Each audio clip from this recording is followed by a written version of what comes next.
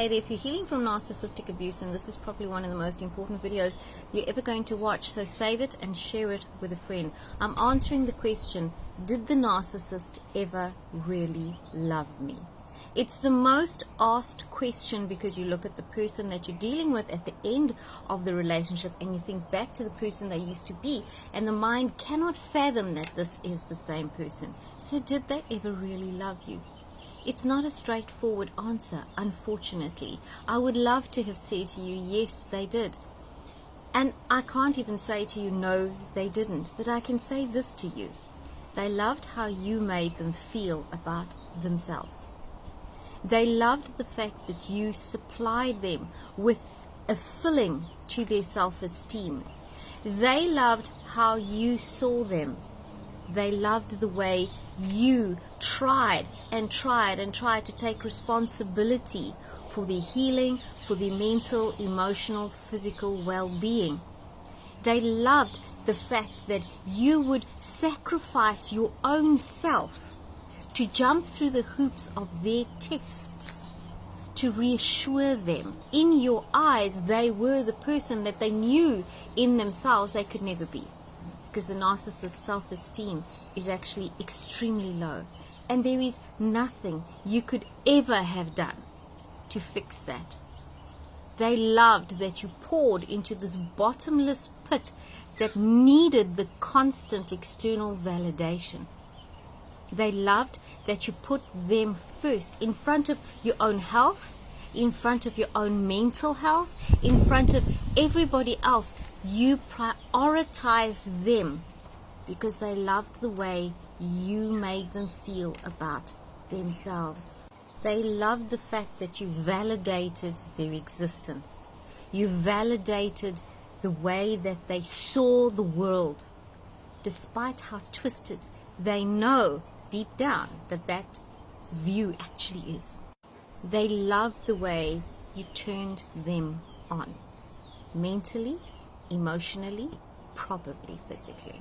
They loved the way you gave yourself over to them in ways that really nobody should be expected to give themselves over to another person. They loved the fact that you went all the way and they didn't have to. And so you can see why it was so offensive to them when you began to wake up. When you began to question why it was that they were the priority, why it was that they got all the rights and you only were saddled with the responsibilities.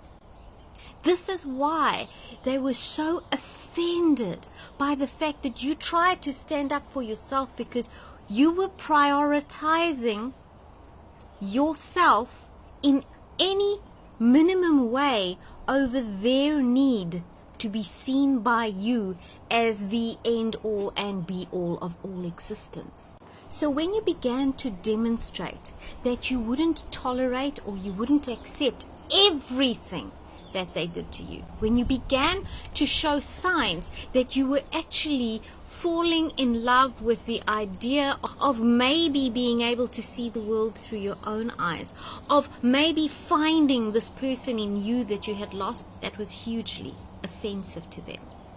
You offended them, and so in their eyes you became the abuser because you took away from them the thing that made them exist, which was you. You were the one who made them exist. You were the one who made them feel worthy in any small way of existence. But remember that in doing so, it meant sacrificing your own existence, your likes, your dislikes, the way you think, the way you talk, the way you walk. And so everything about you became offensive because you represented now everything that they could not be. And the narcissist became exceptionally envious of anything and anyone that in any way took any of the attention that they felt was deserved and owed to them. They loved the way you made them feel. So when you began to redirect some of that care towards yourself, How could you? The narcissistic injury turned to rage. And that rage was sometimes suppressed and sometimes visited upon you with such bile and such vehemence that you couldn't understand. Where is that person that you fell in love with? Because they loved the person that you made them feel that they were. So both of you were under this illusion, and for them it was something owed to them, because your existence only had any worth in as far as you were making them feel worthy of theirs. Anything less than pure adoration, anything less than pure and complete and total obedience was going to offend them. And they may have tolerated it initially because they were trying to groom you increasingly towards complete and total union, fusion, like a mushroom would feed on a log, like a cuckoo bird would take somebody else's nest, like a dementor might breathe in your very soul. The truth of a narcissist is that they do not have their own sense of self-worth. And they hide that by feeding off of everything that you believe them to be. You fell in love with their potential. You were always in love with their potential. And that is why you accepted the breadcrumbs. Because you hoped against hope that things would get better, and that the person that they showed themselves to be would turn out to be the person that they are. But they never turned out to be that person, because they never were.